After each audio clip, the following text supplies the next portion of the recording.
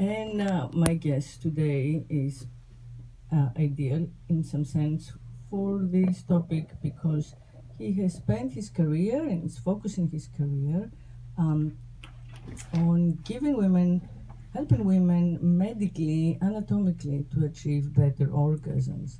So his name is Amir Marashi.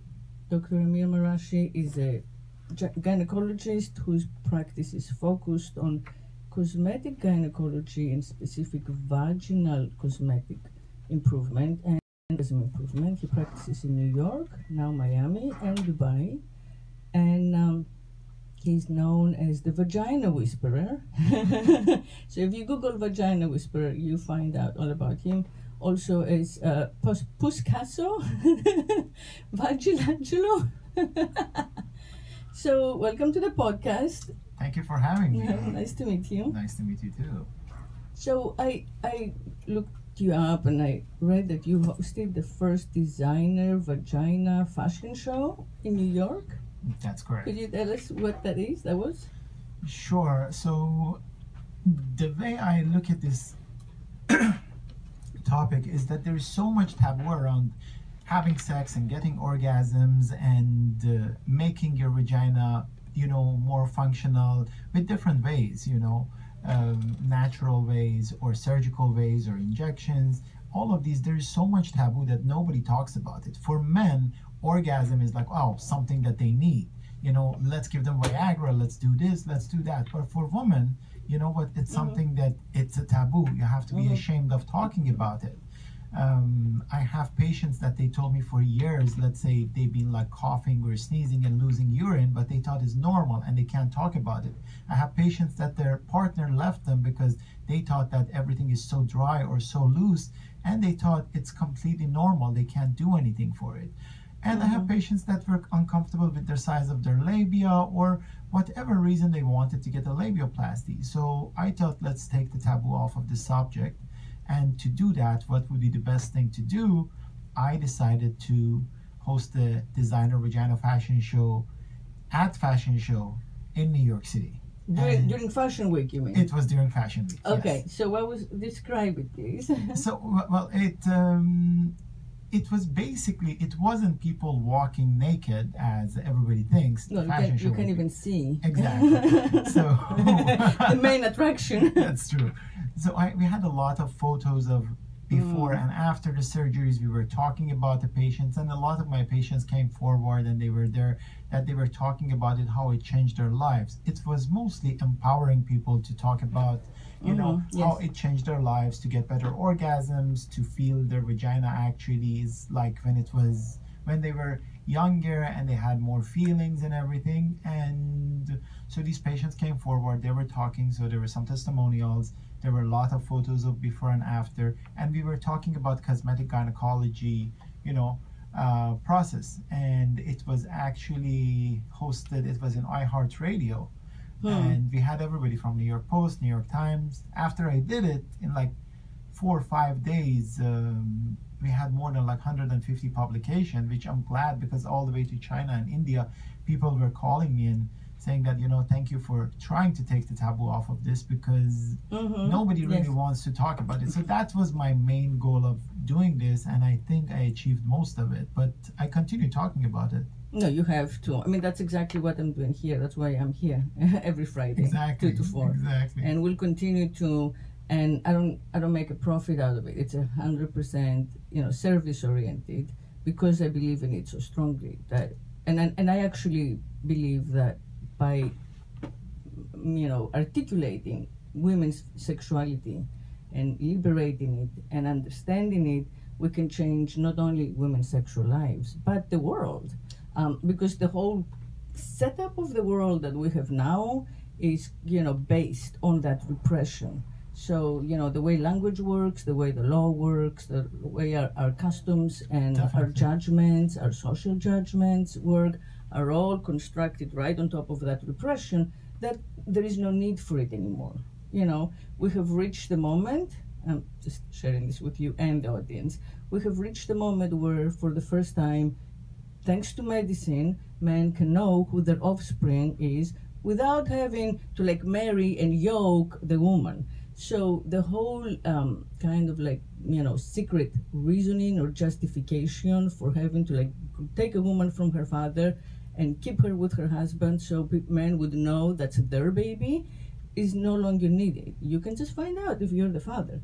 So without that, and then, thanks to the Me Too movement and feminism in general, we have reached a moment when it's accepted, at least in the Western world, that women should give consent. Of course. Well, it was not always. This is a recent achievement. But we have those two big achievements, and we all take them now for granted, which is really a generational shift. So I believe that we can slowly, alter our biases, our assumptions that are inherent, that we were given by our elders without real explanation once we examine them and once we lead a more conscious life, both sexually and also in our relationships.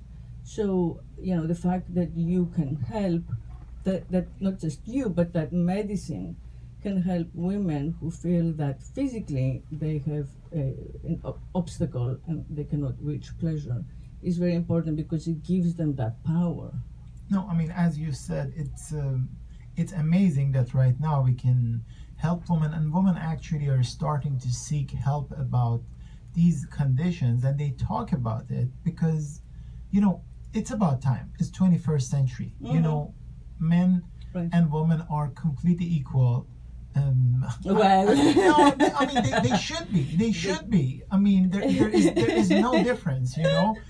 Even the penis and vagina. I mean, I basically compare it. I give injections in penises too.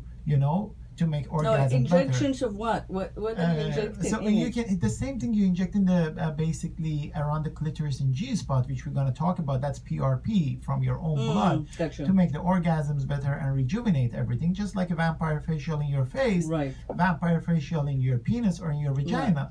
And the thing is that I mean they both deserve a better orgasm. Right, Both and that's men- just a very minor procedure. Exactly, that's a It's very not- minor procedure. Yeah, you No. just take some blood and spin it and then Right. shoot it. Okay. But that's just, I'm telling you, so but since I'm doing this, I know the anatomy of men and women is exactly the same. Penis and clitoris, they're just different sizes.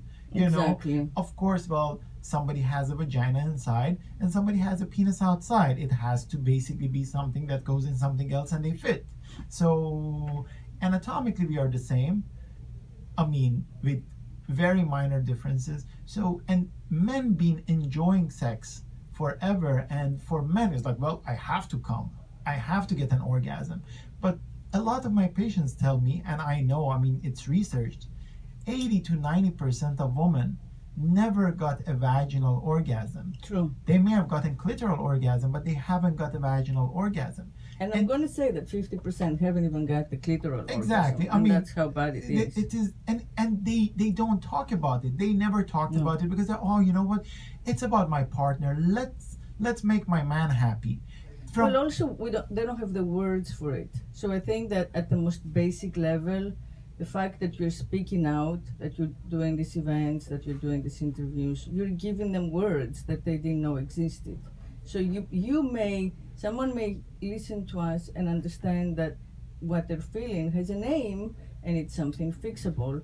If you don't have a word for what it is, then you don't even know it. You just assume that's how it should be, that's how it, and then of course you don't know who to speak to about it. So you spend a whole life deprived. So true, so true. And as you said, yeah, you spend a lot of women, I mean most women, spend their entire life deprived. It's exactly when you don't know something exists, it's like when internet was closed and everything was oppressed in some of the countries, let's say some third world countries or somewhere that internet was completely shut. People don't know something exists. Well, they don't want it. Right, exactly. But Yeah. orgasm is something that it's your right to have, and it's Exactly. part of your physiology. Exactly. You know, if your husband And doesn't know how to do women it, have better orgasms than men. oh That's my the God! irony.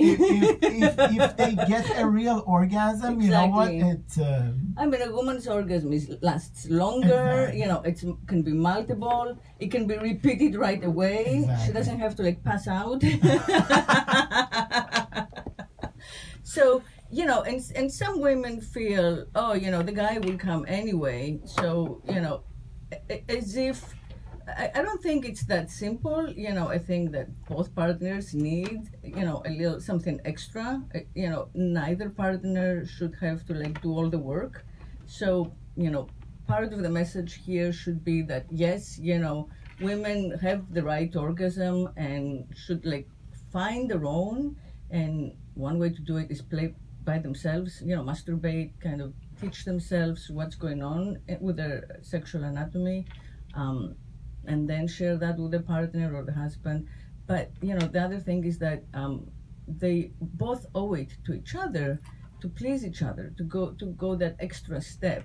So the women can try to do new things to their men, just like the men can try to do new things to their women, and that makes a relationship last longer and, you know, become much more exciting because there can be surprises. You don't just kind of like get up in the morning, same time every morning, you know, stick it to your woman and then take a shower, go to work.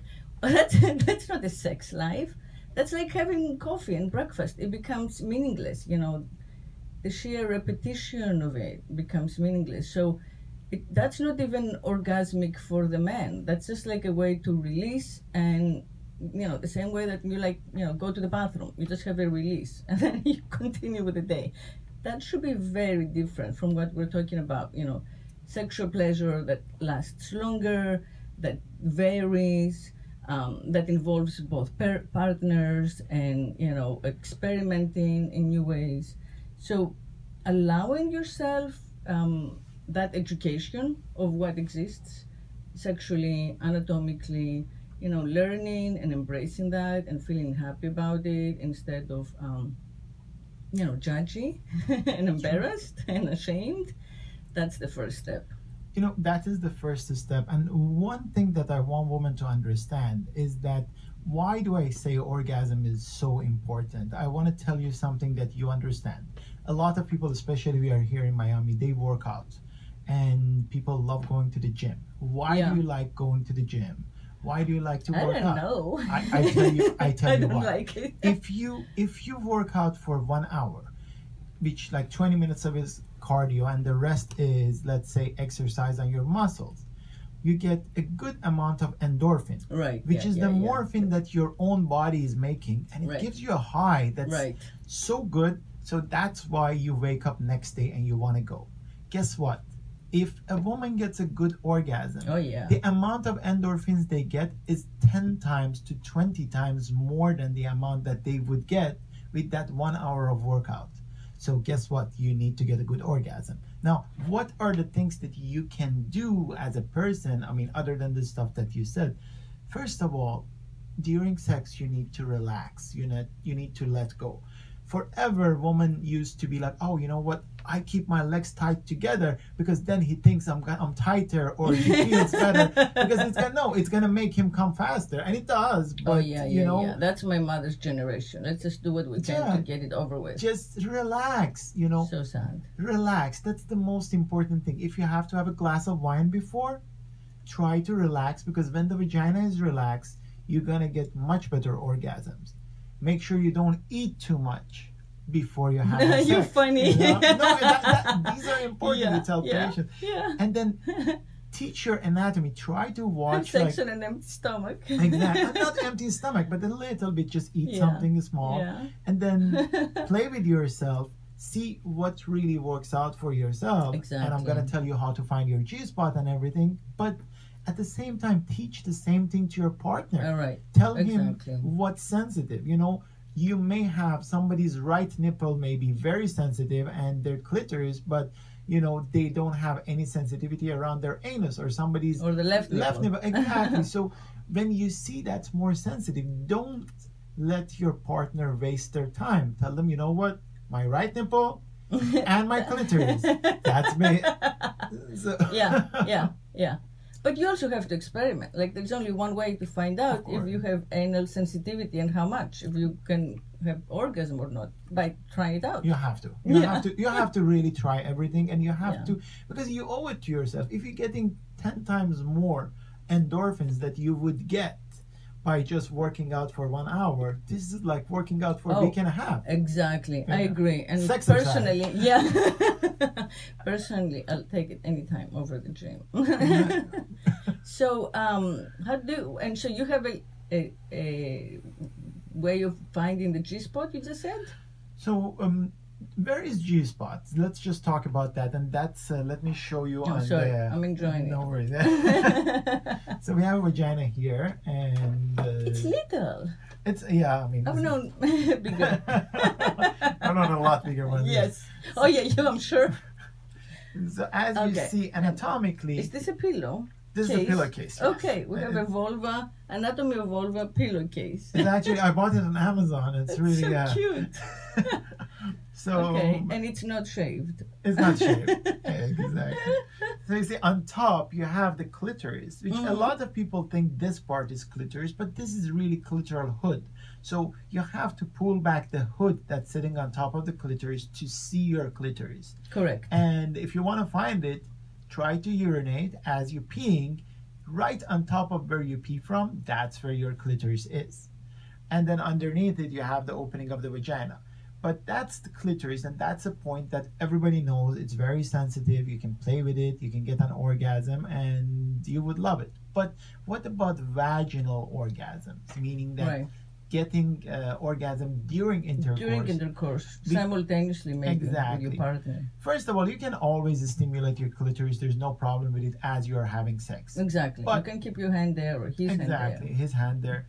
But well, some men are not that good at it. Sometimes you're better at it yourself because you know what's going on. And that's okay because men are excited by the visual of it. But you should teach him. You should teach him. You know? I'm sure most men would love to please you when they see what's going to happen to you. It's like, oh my God, I made her come. Yeah, that's a great high. Yeah. You know, that's a great high too.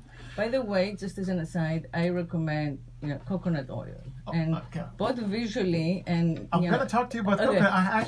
I have a product that's coming out with coconut. I'm doing a research on coconut oil and CBD oil together. Yeah, I have the CBD oil too, which is amazing. Amazing. Yes, because it relaxes the vagina. Yeah. CBD, hands down, it's kind of like putting your vagina on some wine. You know, imagine when you have a glass of wine and you relax, you can talk about everything. You don't want to get your vagina drunk, you know. You don't want to put too much THC and everything in your vagina because then it's like having, 4 or 5 shots of vodka. Then you don't know what you're doing. No, then it becomes numb, actually. Exactly. Yes, I've experimented. I have a girlfriend who goes to Cali and gets it once a year for the whole group of friends. No, but CBD... I think it's called Flora, Right, but that has THC in it. Yes, that has THC. Yes. Now, the one that I'm actually making right now is like pure CBD. Right. And I've been trying it. It's legal everywhere. It's everywhere legal. And then we tried it on different kind of patients. We tried it on people who don't get good orgasms. It relaxes the vagina. We use this as vaginal moisturizer, you know. Because as we lose the moisture in the vagina, and this has coconut oil too, that's very helpful. Did you bring me a sample? I'm gonna give you some samples. Okay. I didn't bring it. I mean, I didn't think you're gonna use it on the show. But I could tell you, I could rub it and say what it feels like. No, it feels very good. And then, we'll do the samples next time. Definitely. And then the other thing, it helps with pelvic pain. You know, a lot of women during periods, they get a lot of cramps and everything. So this is, first of all, natural. CBD is much better than taking Motrin and Advil and Aleve. You know, it's much better.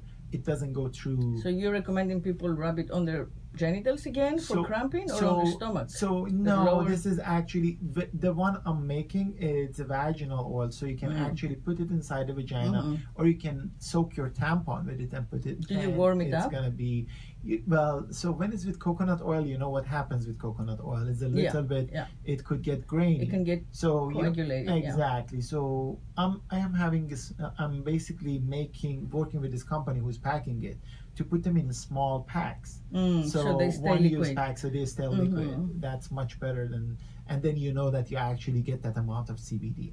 Right. But that's besides the point. So CBD is going to be that's helpful. Exciting. Yeah, and what do you call this? It's Amor. Amor, of course. Amor MD. Amor MD. Okay. No, I'm going to tell you, I'm actually doing an aphrodisiac bar as well, but... where is that going to be? It's going to be everywhere. If you saw this is... I did not. I don't know if you know Matthew Kenny. He is... actually used to have a couple of restaurants in Miami. He's a very famous vegan chef. Oh, sweet. He's a plant-based chef, and I really believe in plant-based diet. Yeah, I'm vegan myself. So, awesome. I don't discuss it on the show. It's too much. But yes, vegan all the way. That's amazing. I've been vegan for 20 years. It's very good for your body. It keeps the body very alkaline, and it helps with a lot of diseases. So we came together, and we are like, let's formulate a nutrition bar that's kind of formulated by a doctor, and it's also yummy, so you kind of make it really tasty. But my bars are not like, oh, just a protein bar. So one is anti-inflammatory bar, one is aphrodisiac and brain food. So that is, and as a matter of fact, our first batch is coming out in February. Wow, that's very exciting. So you have to come back and I'll taste it. For sure, for sure. The name is Antidote. I mean, without A. So that's the name of the bar. But the aphrodisiac one is very helpful. It has pine pollen, which is a very good aphrodisiac and helps a lot. I mean, I'm sure you know a lot about that. So...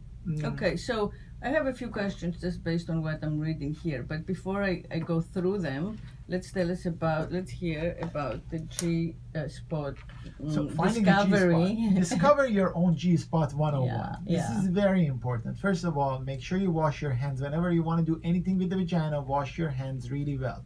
Don't put any soap in your vagina because that's going to give you yeast infection. But your hands must be clean.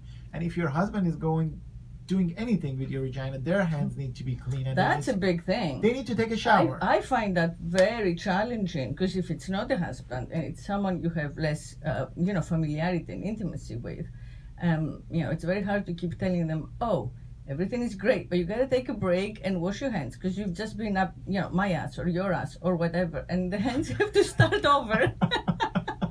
And you're supposed to. That's part of the problem, I think, with heteronormative sexuality. We're supposed to be swept up in this passion, and we're supposed to be beside ourselves in order to have sex, right? We're not supposed to be there like thinking and conscious and doing it the way we're talking now, only we're having sex, because then it's more shameful. So because it's not discussed and it's done in the dark and it's done in silence, we are supposed to kind of like not know what we're doing. The women just kind of give up and let the men do everything in the moment, like swept by whatever, the gods of love and eros. And that's just not necessary at all. I actually found out I spent a year doing research in S&M and other, sexual subcultures, and they excel at it, and it's so easy and simple and normal for them because there's so few of them. They get together and they negotiate. They have specific words for everything imaginable. They agree on what they want to do, how long they want to do it. They have safe words, and nobody's supposed to go crazy and not be able to, hear anything or stop because they're consumed by this, sexual whatever possession. So part of our, I think, goal here should be to demystify sex. It's okay to stop for a moment, wash up, or change positions or change outfits because you feel like in the mood to look like a French maid all of a sudden. Or it's okay, it doesn't have to be like in one continuous insane push until the guy comes. that's not right. Definitely. Right. Or you know what, as women, I tell a lot of my patients always have, let's say, if you may have random sex, always make sure you have condoms in your own bag because the guy may not want to use it. And always have hand sanitizer. Hand sanitizer, thank you. It's very, and make sure you get a natural one. You know, there are a lot of natural ones. Don't use too much. Dr. Bronner's lavender. Exactly. I have it in my purse. Love lavender. Yeah. I know. There is another one in Whole Foods. I really like it. It's lavender. Is this blue packaging? Anyways, they're all good as long as it's natural and it doesn't have any chemicals. You know, it's great. Yeah. Make sure you use it on your hand. So wash your hands. Wash your both hands. of you. Even clean his penis too, just in case. Yes, if he hasn't just showered. Exactly. Right. Now, if he's like coming straight from the bar where you met. Hey, it happens. It sometimes happens in the bar, you know. Yeah, oh God. Yeah, that's another one of my recommendations. Like, you know, don't drink and fuck if you can. Like, don't get drunk, not have a, you know, glass of wine, but don't get drunk in order to give yourself permission, because then you don't know what's happening. That's how we get to like date rape, you know. Exactly. So it's important to be present. And you don't enjoy it. I mean, if that's if you are that drunk, you want to remember it. Everything. It matters. Anyway, so G-spot. So G-spot. Everybody's clean. So what is and turned on and wet. Yes. And then now you're trying to find your G-spot yourself or with him. Remember, G-spot is inside the vagina, right? On the top wall of the vagina. On top, So on top wall of the vagina, which we call it anterior wall or the front wall of the vagina. So if you're laying on your buttocks, you're laying back and putting your finger in, you know what? It's towards the roof. Right. It's not at the bottom. It's not towards your anus. It's towards the roof. It's towards your belly button. Exactly. So to speak. Exactly. So as you're going in, usually 1 to 2 inches in, right, that's right in the middle. That's going to be your G-spot. Now the way to find it, just go with your index finger in. You can put a little bit of coconut oil or something on, and as you're going in, after 2 fingers, I would say 2 fingers or 1. I mean, I do it with 1 finger when I want to find for the patients. Well, maybe you have a bigger finger, right?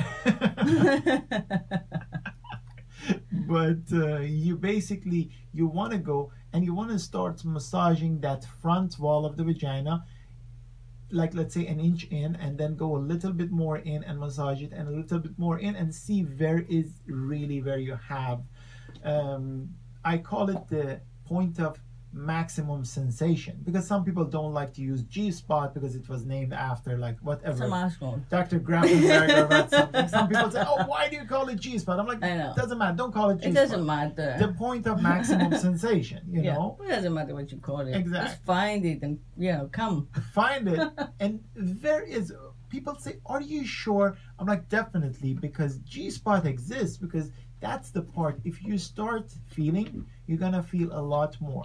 Now, why is that part so sensitive?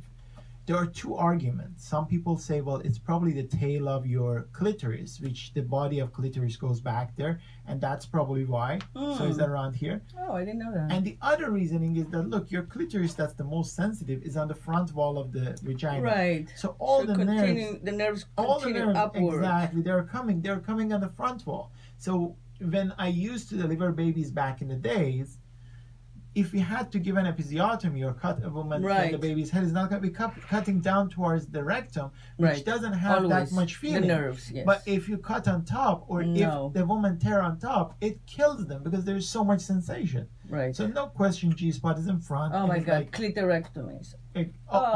I tell you about that. I have such bad stories. I actually help a lot of patients with female genital mutilation because I mean, in Brooklyn, where my main practice is, I get a lot of patients from some African countries that sometimes they got it as, you know, children, cultural, or whatever reason, and basically they do that. Yeah, you just want to make the woman as a baby making factory, you know. Yes. So they shouldn't be coming. They should not get an orgasm. Exactly. To make sure, once again, that they stay with that one man who, you know, buys them from their father with a dowry. Why don't they cut men's penis? I mean, people say circumcision, but that is not circumcision. Circumcision is great. Circumcision is great. It's not circumcision. I don't know. I mean, as a non-male, I'll always take the circumcised over the non-circumcised because it looks better and it responds better. It's more sensitive.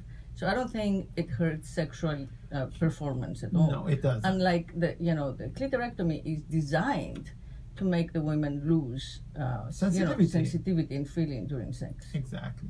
So that is very unfortunate. And by the way, since we talked about that, PRP injection helps a lot in people who had clitorectomies because it increases the feeling around that area. Of course, it's not going to bring their clitoris back, but it helps a lot with that area. True. Yeah, it gives it some life, a little circulation.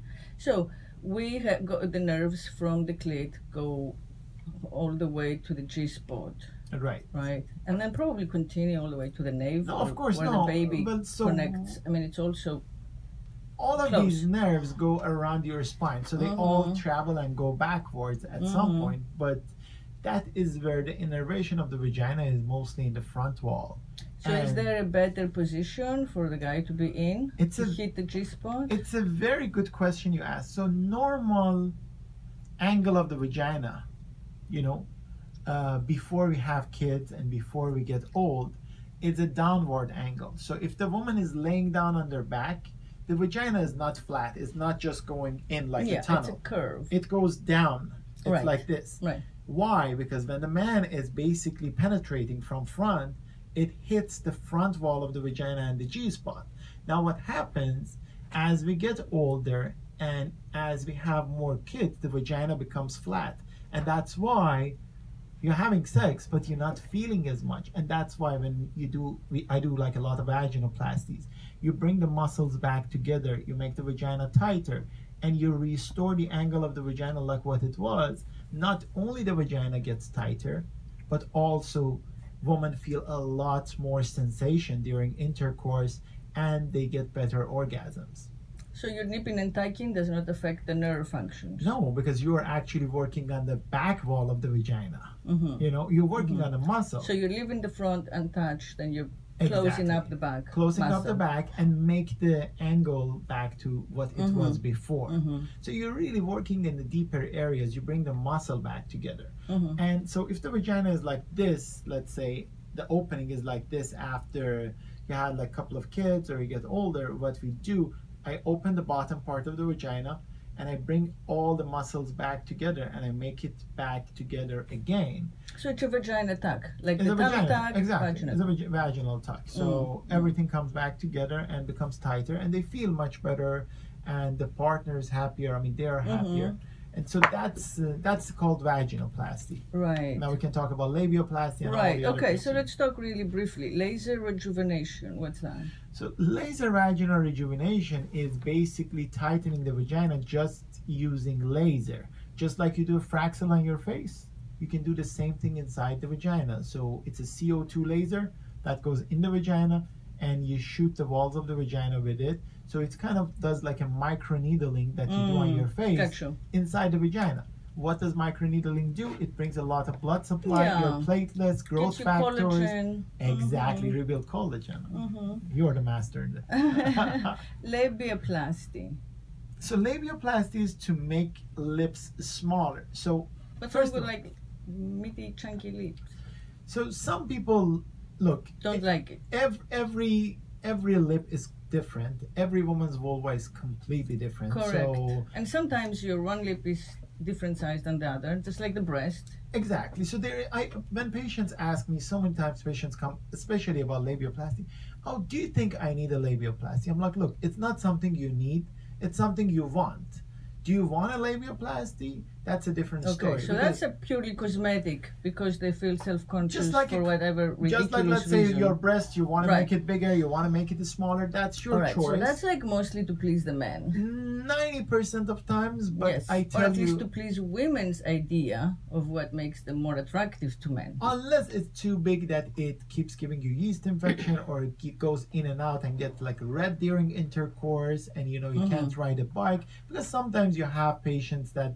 I had a 15-year-old, which I never did. She was the youngest patient I operated on for labiaplasty. She was on the swimming team in high school, and everybody was making fun of her because, everything would The labia stick hang out. Yeah. Yeah, in the swimsuit. That's nasty. I know. So her mom brought her, and she said, you know what? She doesn't want. She gets bullied. She doesn't want to go back to school and everything. And can I say here for the record that long big labia is empowering, just like a long big clit is empowering, and women should be proud of it and celebrate it. Penis too. Yeah, same thing. it's the same concept. There's no problem with having a big penis. Yes. It's we're not like binding our feet anymore like they did in China and shrinking our labia into like something that's hardly visible. It's okay whatever you're born with, unless it's bothering unless you. It's, yeah, exactly. Of course. Yeast infection Unless it hurts or exactly. creates problem. Yeah. That's the only thing. Otherwise, it's completely cosmetic. So it's like in their head. but I tell that's you, the same thing with the breasts. With breasts or with nose. You have a big nose. Some people want to make it smaller. So yeah, and power to them. I mean, there's like zero judgment. I just feel as a feminist, because I love I support my women and I love my women, and there's no need to put yourself through pain, definitely. Recovery, all that, just because you have a sense that people will not find you attractive when they will. No guy will pick you by the size of your nose or by the size of your labia. They'll pick you for numerous other reasons. Who you first. are. I mean, I hope they pick you based on who you are. Well, who you are, how you treat them, and how good your sexual chemistry is, exactly. Which is, mostly pheromonal. And, right.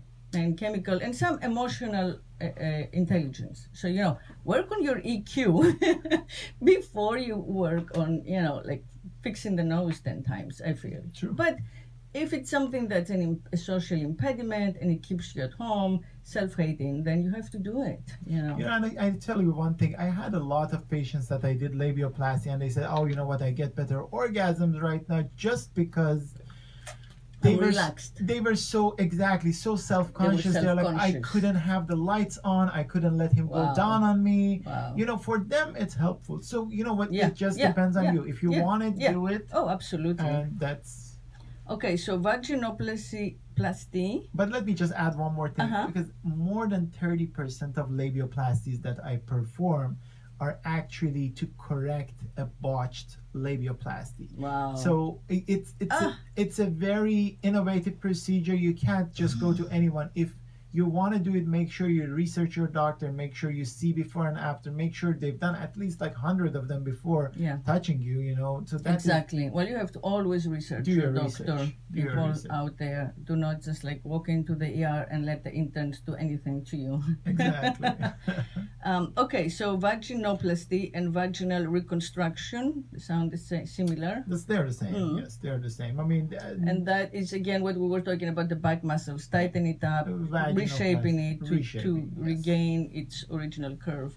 Clitoral hood reduction, so the clitoris is more easily available, right? More readily. So some people have easy to find. Exactly. Bigger skin on top of the clitoris, which is really bothering them, or it makes it hard to orgasm. Yeah, right.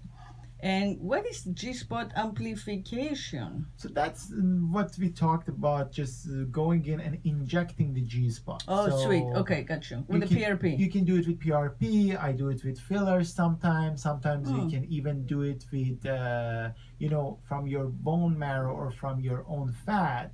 Basically get the stem cells. Those can become very costly. So I usually recommend people to try it with PRP first. But what does the filler do? It just makes it bigger. It makes the area that basically the nerves are, instead of having it like a smaller spot, it becomes like a raised spot. So even if your partner is blind and goes with one small finger, but doesn't the figure numb it? The filler, doesn't it take away sensation? Well, you don't do the filler just on its own. You have to do a little bit of filler with the PRP at the same time. Okay. But the good thing about filler is that it absorbs water to it, so it makes the area much bigger. The PRPs go away much faster. Right. Okay. So I just wanted to, I'm just going through here. Okay, so, the orgasm cream. So what's happening with this bar? When is the bars? When are they? You said in February. In February, the bar And is they available. are things that you can buy like at Whole Foods. I mean, for now, probably I don't know if it's going to be at Whole Foods in the beginning. You know, there's a lot of bureaucracy to get into different stores, okay. but I'm sure at some point Yeah. it's going to be in Whole Foods too. Right. So it's interesting to me, I'm going to say, that you are so progressive in the sense of embracing an area of medicine that is not, widely spread and used. Is there something that got you started, a formative experience, or is it just coincidence? Or there must be something in you. No, it's you know what Right. I grew up in Iran. And, Yes, I saw that you actually went to university in Tehran, I which went is to university. wonderful. Yeah. Right. So it was a lot of things were oppressed. As a man, you couldn't become a gynecologist.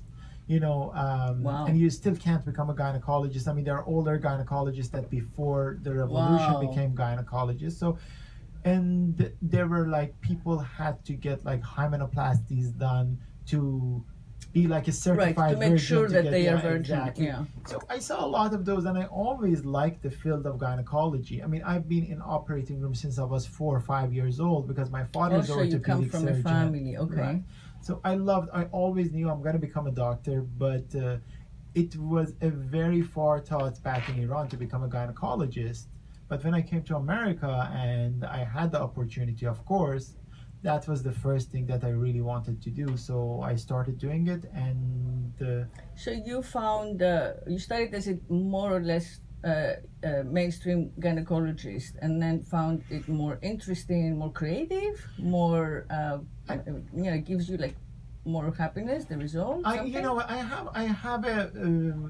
have a creative side. I like doing surgeries, of course. I love doing nonprofit work.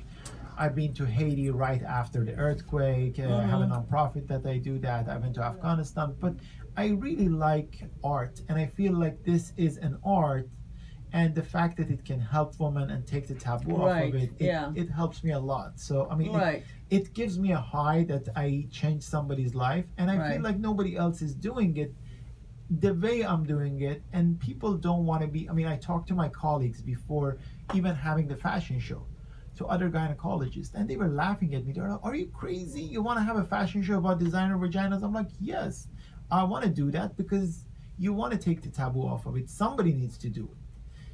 But no, I agree with you. Everybody needs to do it. Everybody needs to talk about it. Right? Yes.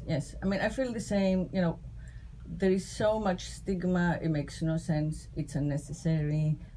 There is nothing at all shameful about it. It's the only way the fucking species continues. Exactly. Without it, we're all finished, right? True. It's woman's power, only power over men that we get to, give birth. So instead of celebrating it and making it like a daily, it's like it's important as eating and drinking. One of like the most basic needs, and for the animal that we are. But for reasons that are too complicated to go into here, we were trained, from very, very young to avoid it. We were told no by everyone since we started learning language. So even now, my daughter, I have a daughter. She's 19, and she's like, "Mom, I love your podcast, but did you have to put the word sex in the title? Like, I don't want to tell my friends in college. I want them to hear it, but I don't want to say my mom speaks sex." And it's what? I mean, I raised my kid as an ardent feminist, and even so, she's thinking, what will people say? There is,